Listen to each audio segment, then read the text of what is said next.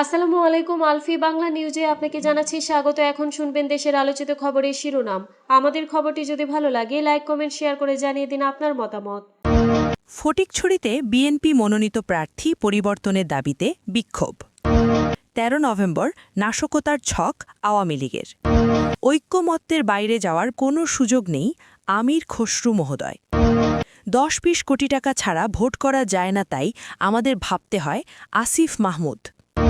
সিলেটে নিষিদ্ধ ঘোষিত ছাত্রলীগের ঝটিকা মিছিল। অন্তর্বর্তী সরকার নিজেরাই নির্বাচন ব্যাহত করার মতো অবস্থা তৈরি করছে ফখরুল। একটি দল ধর্মের নামে ব্যবসা করে দেশের স্বাধীনতা নিয়ে ষড়যন্ত্র করছে মির্জা আব্বাস। চট্টগ্রাম ২ ফটিকছড়ি আসনে বিএনপি মনোনীত প্রার্থী সারোয়ার আলমগীরের মনোনয়ন পরিবর্তনের দাবিতে সড়ক অবরোধ করে বিক্ষোভ করেছেন ফটিকছড়ি উপজেলা বিএনপির আহ্বায়ক কর্নেল অবসর আজিমুল্লাহ বাহারের অনুসারীরা। শুক্রবার সন্ধ্যায় চট্টগ্রাম শত শত নেতাকর্মী খাগড়াছড়ি আঞ্চলিক মহাসড়কের বিভিন্ন স্থানে আগুন জ্বালিয়ে সড়ক অবরোধ করে এ বিক্ষোভ করেন। এর আগে বিকেলে সারোয়ার আলমগীরের সমর্থনে আরেকটি মিছিল বের হয়। দুই গ্রুপের মোহরায় ফটিকছড়িতে থমথমে অবস্থা বিরাজ করছে। এ সময় নেতাকর্মীরা বলেন, গত ১৭ বছর আজিমুল্লাহ বাহার মাঠে ছিলেন।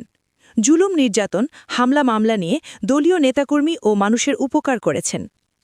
২০১৮ সালে নির্বাচনে বিএনপির মনোনয়ন নিয়ে নির্বাচন করে হামলার শিকার হয়েছেন।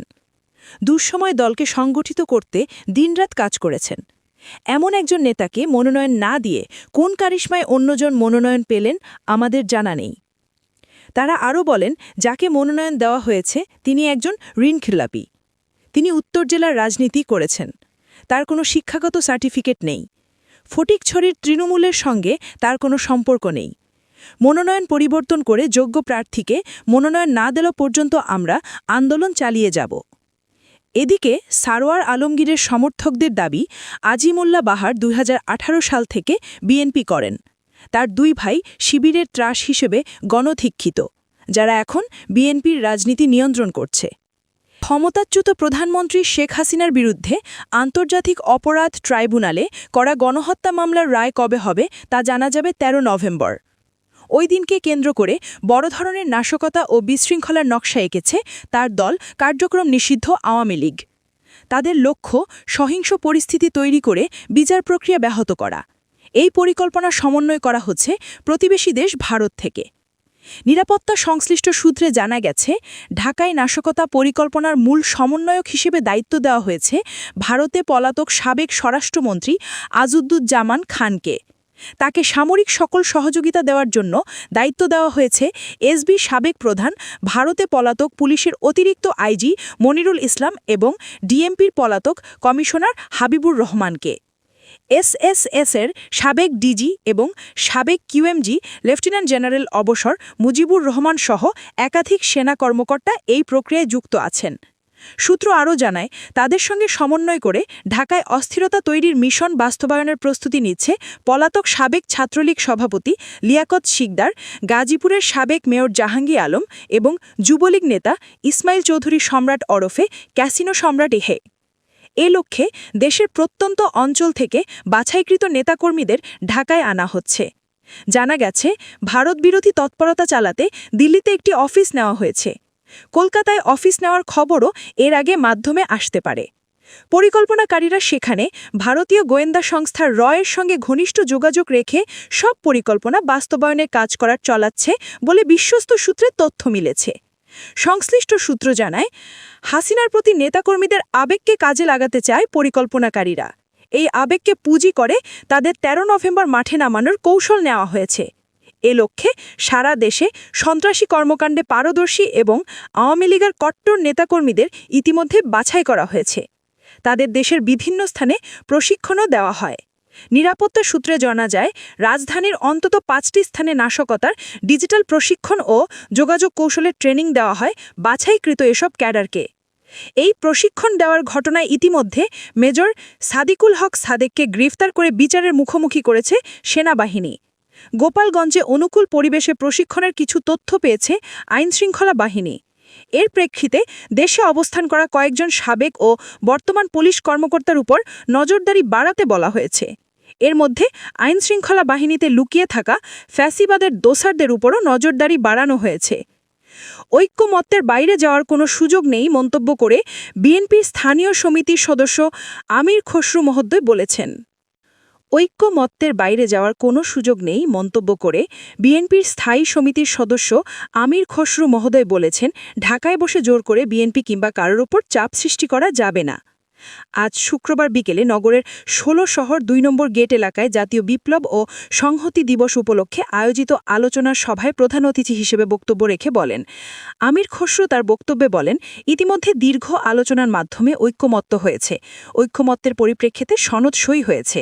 এর বাইরে যাওয়ার কোনো সুযোগ নেই। গণতন্ত্রে যদি বিশ্বাস করেন, আগামী নির্বাচনে আপনার ম্যান্ডেটের জন্য জনগণের কাছে যান। ওই ঢাকায় বসে জোর করে আপনার দাবি আদায়ের জন্য বিএনপি কিংবা আর কারোর উপর চাপ সৃষ্টি করবেন না। ঢাকায় বসে কিছু মানুষ জোর করে আগামী সংসদে তারা যাবে তারা বলে দেওয়ার চেষ্টা করছে। যারা নির্বাচনকে বাধাগ্রস্ত করতে চাচ্ছে তাদের সম্পর্কে নেতাকর্মীদের চোখ কান খোলা রাখার আহ্বান জানিয়ে আমির খসরু মহোদয় বলেন, ইতিমধ্যে দীর্ঘ আলোচনার মাধ্যমে ঐক্যমত্য হয়েছে। ঐক্যমত্যের পরিপ্রেক্ষিতে সনদ সই হয়েছে। এর বাইরে যাওয়ার কোনো সুযোগ নেই। গণতন্ত্রে যদি বিশ্বাস করেন, আগামী নির্বাচনে আপনার ম্যান্ডেটের জন্য জনগণের কাছে যান। ওই ঢাকায় বসে জোর করে আপনার দাবি আদায়ের জন্য বিএনপি কিংবা আর কারোর উপর চাপ সৃষ্টি করবেন না। ঢাকায় বসে কিছু মানুষ জোর করে আগামী সংসদে কারা যাবে তারা বলে দেওয়ার চেষ্টা করছে। আগামী নির্বাচনেও কালো টাকার দৌরাত্ম্য থাকবে বলে আশঙ্কা প্রকাশ করেছেন উপদেষ্টা আসিফ মাহমুদ সজীব ভূঁইয়া। তিনি বলেছেন, তাই নির্বাচনে নামার আগে তার মতো অন্যদেরও ভাবতে হচ্ছে। আজ শুক্রবার জাতীয় প্রেস ক্লাবে এক গোলটেবিল আলোচনায় কথা বলেন আসিফ মাহমুদ। বৈষম্য বিরোধী ছাত্র আন্দোলন আয়োজিত এই বৈঠকের শিরোনাম ছিল নভেম্বর থেকে জুলাই, বিপ্লব থেকে বিপ্লবে। বাংলাদেশের বর্তমান বাস্তবতায় ১০-২০ কোটি টাকা না থাকলে সংসদ নির্বাচন করা সম্ভব নয় মন্তব্য করে আসিফ মাহমুদ বলেন, এই বাস্তবতায় আসলে যাদের কালো টাকা আছে তাদেরই সুযোগ আছে আর কি নির্বাচনে অংশগ্রহণ করার। সেজন্য আমাদেরও বারবার চিন্তা করতে হয়, ইলেকশন কি করব না করব না, করলে কিভাবে করব, মানুষ টাকা ছাড়া ভোট দেবে কিনা। জুলাই অভ্যুত্থানে নেতৃত্ব দেওয়া বৈষম্য বিরোধী ছাত্র আন্দোলনের অন্যতম সমন্বয়ক আসিফ মাহমুদ অন্তর্বর্তী সরকারের স্থানীয় সরকার এবং যুব ও ক্রীড়া উপদেষ্টার দায়িত্ব পালন করছেন। উপদেষ্টা পরিষদে তার সাবেক সহকর্মী আরেকজন সমন্বয়ক নাহিদ ইসলাম নতুন দলের নেতৃত্ব নিয়ে রাজনীতিতে নামলেও আসিফ মাহমুদ এখনও স্পষ্ট কোনো সিদ্ধান্ত জানাননি। তিনি শুধু বলেছেন, তিনি কোনো দলের হয়ে নির্বাচন করলে উপদেষ্টা পরিষদ থেকে পদত্যাগ করবেন। অন্তর্বর্তী সরকার আগামী ফেব্রুয়ারিতে ত্রয়োদশ সংসদ নির্বাচন আয়োজনের ঘোষণা দিয়েছে।